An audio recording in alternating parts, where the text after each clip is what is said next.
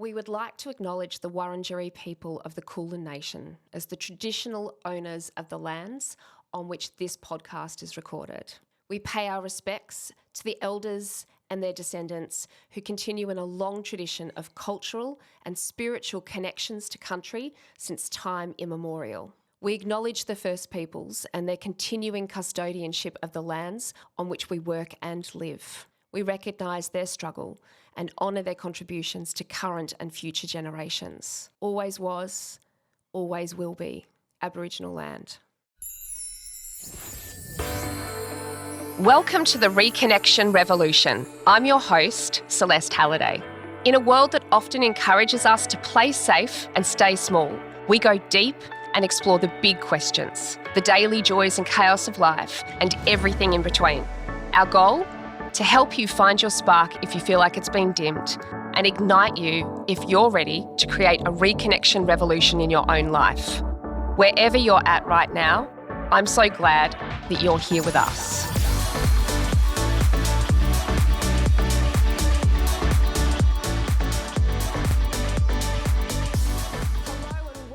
To the Reconnection Revolution. I'm your host, Celeste Halliday. It's been a massive learning curve to start the podcast and to think about the types of guests we want to talk to. And I have absolutely loved spending in-depth time with different people talking about the various aspects of connection.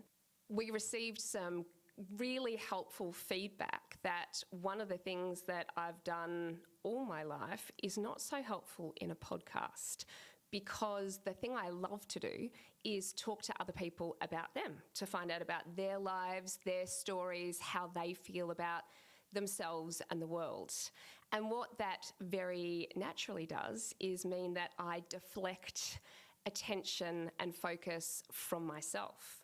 And when you're hosting a podcast about connection, and you should be connect-withable, yes, it is a made-up word that we teach, and being connect-withable is about sharing parts of yourself with other people so they can connect with you, so they can understand who you are, what your stories are, where you're coming from. It provides common ground.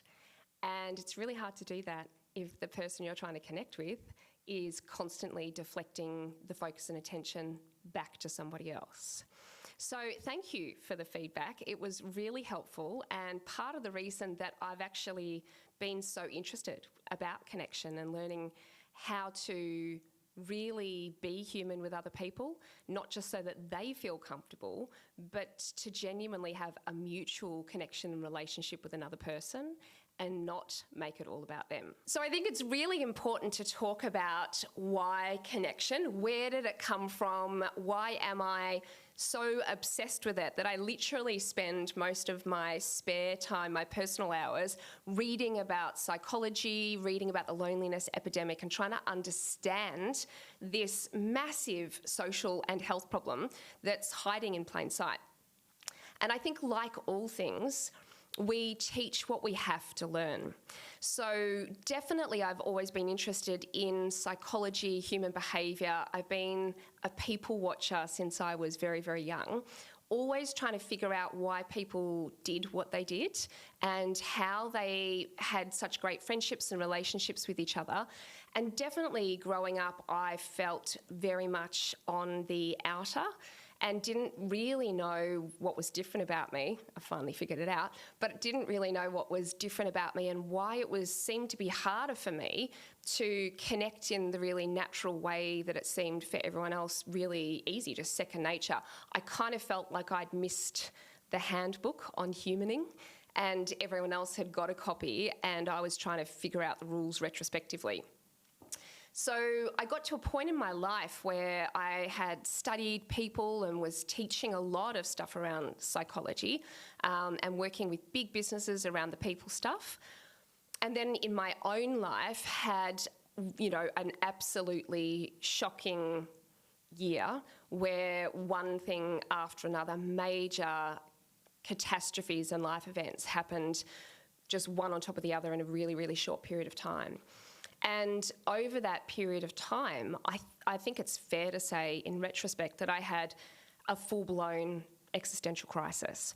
I felt very numb, and I hadn't noticed myself becoming numb, and I'm sure some of you might relate to this as well. It's a bit like that analogy of the frog in water, where somebody just turns the heat up slowly, and the frog doesn't jump out to safety. In fact, it boils to death because it doesn't notice the rising temperature. And I think it's exactly the same with the way that we disconnect from ourselves and from the world and from the people around us as well.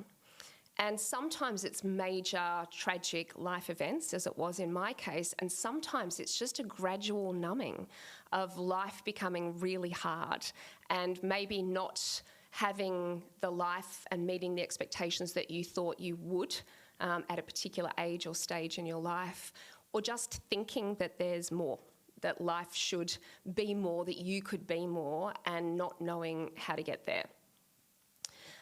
For me, I had my 2 boys who were really dependent on me in all the ways that kids are.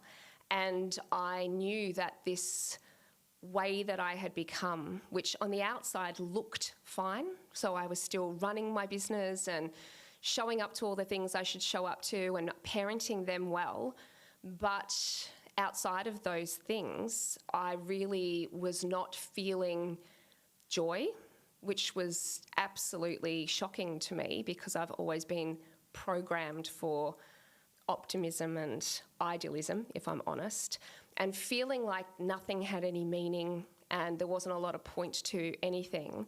And it wasn't really depression, the way I think you would diagnose depression. It was existential crisis. I just didn't get how life worked when all of these awful things could happen and how you were supposed to keep going and still be a bright, shiny, sparkly person when they did. So my fascination, my deep dive, my hyperfocus really started there. And I started researching, what do people who go through awful things do to find their way back to a life where they feel lit up and full of joy. And I think it's fair to say I tried pretty much everything. So I read high performance habits books, I read philosophy, I did research into social issues, and everything I could think of, I implemented meditation and exercise and nutrition and sleep, and one after the other, I just kept ticking boxes to try to find some magic solution to not feeling so incredibly disconnected from everything, including myself. And that's what I teach now, and that's what I'm writing the book on, so that anyone who feels the same, even if it's just a bit numb or completely disconnected, has the tools and the processes that they can implement at any time in their life, really an internal GPS, so that we can always find ourselves and figure out, no matter what is happening in our lives, how to light ourselves back up. If I was to reflect on the difference between existential crisis Celeste and post-existential crisis Celeste, I think some of the things that I would notice about myself, other people might not notice. And I think this is so true of the people around us and of us as well, that we are so good at projecting an image of who we are and what the world thinks we should be and playing into those roles, that it's often really just the deep inside of us that knows what isn't right and what's out of kilter. And I think the more we can talk about this, the more honest and authentic we can be, the less likely we are actually to disconnect. But I think one of the biggest differences for me now is, I wake up in the morning and I feel incredibly purposeful every day. I feel really clear on why I am the way that I am, who I am, what I like about myself, and the things that I don't love as much about myself, but that I'm actually really accepting of now and actively working on to change. And there are some things that I don't feel like I need to change, and I just accept. And there's such a sense of ease that comes with that. You know, life events keep happening, and they have, but they don't necessarily take you down to your knees in the same way, because you have such a strong foundation of self-worth and knowledge that you can build yourself back up much more easily. And I think that's what I want to share with other people, because I know the difference it's made to my day-to-day life, my depth of connection with other people, because I am not hiding from anyone now, and the ease that comes with just showing up as who you are all the time, and not projecting images and not trying to be something that you don't want to be or play a role you don't want to play. It just brings with it such relief and calm centeredness. Whenever I talk about connection, I talk about it being in here. There's such a sense of depth and grounding and calm within myself. And I, in fact, actually teach people it's a bit like a meditation I've done since I was a really young person, which is that I am a mountain, very calm, very grounded, very strong, and really everything else that happens around me is just weather. And the weather sometimes knocks a few rocks off or even causes an avalanche, but ultimately I'm still the mountain. I think one of the things, honestly, that has been the biggest motivation or incentive for me to do the hard work on figuring out who I really am, you know, warts and all, shadow side as well as light side, has absolutely been my boys. And I think it's not about wanting to be a great mother.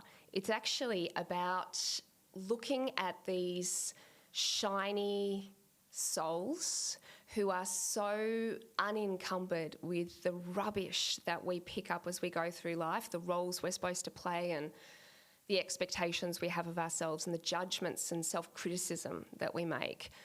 And watching them and wanting them to be fully themselves, and for me not to screw that up for them with my own expectations of them, you know, I realised that I had to walk the talk and really do that for myself as well, because this stuff, like everything, is catchy. So if I couldn't accept myself, if I couldn't tell them the ways I'm not perfect and be open with them about that, then that would reflect on how they grow up as well. And there was one particular point in time I remember, you know, I'd been solo parenting for quite a period, and one of the kids said to me, "You are just like Mary Poppins, practically perfect in every way," which I would have totally taken as a compliment once upon a time. And honestly, when he said it, I was floored and thought, I have totally messed this up, because I'd been trying so hard to smooth life over for them, to not have them, you know, fall apart as a result of our family not all being together anymore, that I had just wanted to be brave, you know, courageous, to show them that it doesn't matter what happens in life, that you can find positivity and joy and find your way through difficult times. And actually what I'd done is shown them only the good side, and really not let them in out of wanting to protect them to all the many ways I'd screwed it up. And so I started to do that. And one of the things they said to me, one of them said to me was, you know, I think really unkind things about people. I have really bad thoughts. I know that there's not a very good person inside me because I thought this really bad thing about X person today. And I said to them, you know, everyone has those thoughts. It's completely normal. And he said to me, you don't. You're always so kind about everyone. I've never heard you say anything mean about anyone ever. And I said to him, oh, I think all the mean things. We all think all the mean things. We're all constantly judging ourselves and other people because our brains are meaning-making machines. They're judgment machines. But the trick is to have the thought, because it's just going to happen, and then choose the next thought. So I might think something really not kind, but then I say, this is not the person that I want to be.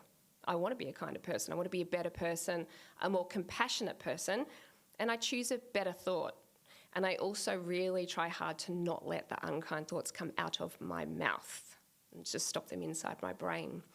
So talking about that sort of thing with the kids, helped me implement it as well, helped me showing them that I was imperfect in many, many ways and struggling in many, many ways without scaring them. I'm still stable, I'm still strong, I'm still resilient and robust and positive, but I am far from perfect, really helped me accept all of that in myself too. Probably one of the biggest things that I've had to learn on this journey, not just around the thinking about connection, but to genuinely be connected with myself, was to let go the perfectionism. I am a recovering perfectionist, which, as most of us know, perfectionism is really just armour, as Brené Brown would say, what we present to the world so that people can't really see who we are inside. And I think about both my kids, but one of them in particular, who is incredibly vibrant and shiny and loud and clever. And that combination is really fun when you're in the mood for it, and really, really, really annoying when you've had enough and it's just too much. And definitely I find all the people I've coached and worked with, we tend to fall into one of a couple of buckets, and it's either not enoughness or it's too muchness, and often we've got a bit of both. And I look at my shiny, shiny son, they're both shiny, one of them's just very loud and shiny, and I don't want him to have to change for the world. Like, he probably needs to rub a few little edges off, but I didn't just rub a few of my edges off, I buttoned them down to the point where, as I said earlier, I found it difficult to talk about myself because I think mainly I'm worried about, becoming self-obsessed, about kind of leaning in too much to talking about me. And, there's a real sense of my growing up being told that I was too loud and that my laugh was revolting and loud and I needed to fix that, and that I didn't look right, and that I needed to be much more conscious of the way that I showed up in the world. And many, many other things were either about my too muchness or my not enoughness, as I'm sure the same is for all of you as well. And I think that what I did was just go through more and more layers of making things look and sound right, including what I said. And this has been a process of delayering, of stripping things right back, of letting myself be seen in a way that I do with my friends, but certainly wouldn't have done in a professional environment, and certainly wouldn't have resulted with me saying an incredibly inappropriate word on a stage in front of hundreds of people.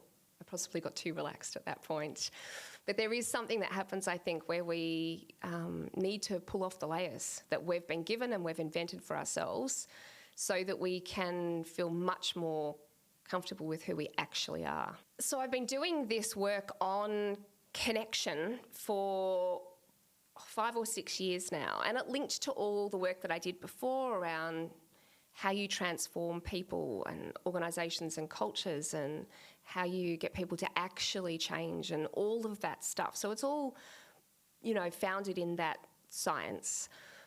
But it became really, I guess, a personal crusade, because day after day I work with CEOs, one-on-one, or hundreds or thousands of people in an organisation. And I feel the responsibility of wanting to not just make the organisation better, although that is what I'm there to do, it's actually to improve the lives of the people that are in that organisation. I mean, there's an incredible ripple effect if one leader at the top of a business changes and is happier, more connected, more authentic, more vulnerable, leads more effectively. There's a huge change that goes out to everyone else around them. But I think really for me, there was just a very human response to seeing people in pain, and it was pain that I knew. So a lot of this work has come from empathy, from being able to see the difficulties, the disconnection that so many of us have, and wanting to change that. And honestly, it's turned into what has become a global crusade and mission. And so much more than just wanting to help one or two people, because the more you dig into this stuff, the more you realise that we're all just constantly being told that it's our fault. That if we could try harder, work more, do more self-development, find a purpose and a why, then, we'd be fine and we'd be able to navigate our way through this kind of game of life. And what that doesn't tell us is that the game of life is totally rigged. And if we want to change that, if we want to find a different model, not the current capitalist structure that really is so unhealthy for our world and for most of the people in it, not a patriarchy that really makes the lives of women, families, but also men unbearable, then if we really want to change those structures, then we can start by just rebelling ourselves. And that's really what this is about.